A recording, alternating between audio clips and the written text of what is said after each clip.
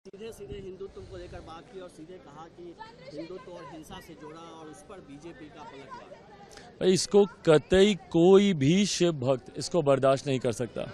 आप इस तरीके से किसी की भी आस्था के साथ आप खिलवाड़ नहीं कर सकते। और ये आस्था सदन में बैठे लोगों की ही नहीं है, देश भर के लोगों की है। देश भर में एक बड़ी आबादी ऐसे लोगों की है जो शिव भक्त है, मैं खुद उनमें से एक हूँ।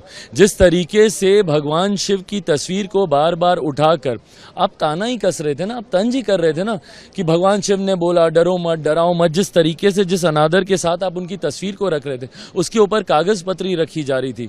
किस तरीके की आपकी आस्था है ये, और किस तरीके से आप लोगों की भावना के साथ आप खिलवाड़ कर रहे थे, ये कतई कोई भी शिव भक्त बर्दाश्त नहीं करेगा। और आपको अगर भैया एलओपी के नाते अगर आपको बातों को रखना है तो आप तथ्यों के साथ रखिए ना।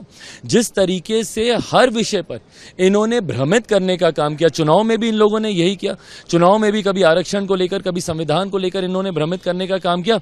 आज भी सदन में इन्होंने यही काम किया। आज भी यहां पर आकर सिर्फ गलत बयानबाजी करने, कभी अग्निवीर के नाम पर, कभी अलग अलग योजनाओं के नाम पर सिर्फ गलत बयानबाजी इन्होंने कर सदन को भ्रमित करने का काम किया। मैं धन्यवाद दूंगा माननीय गृह मंत्री जी का और स्पीकर साहब का, जिन्होंने उनको सत्यापित करने का, जिन्होंने उनके लिए बाध्य किया। नहीं तो इस तरीके से आप फ्लोर ऑफ द हाउस पर आकर गलत बयानबाजी नहीं कर सकते। और अंत में मेरा सबसे बड़ा ऐतराज, जिस तरीके से व्यक्तिगत टिप्पणी आप कर रहे हैं, आप गंभीरता को समझिए अपने पद की। आप प्रधानमंत्री जी की मुस्कुराहट को लेकर आप व्यक्तिगत टिप्पणी कर रहे हैं।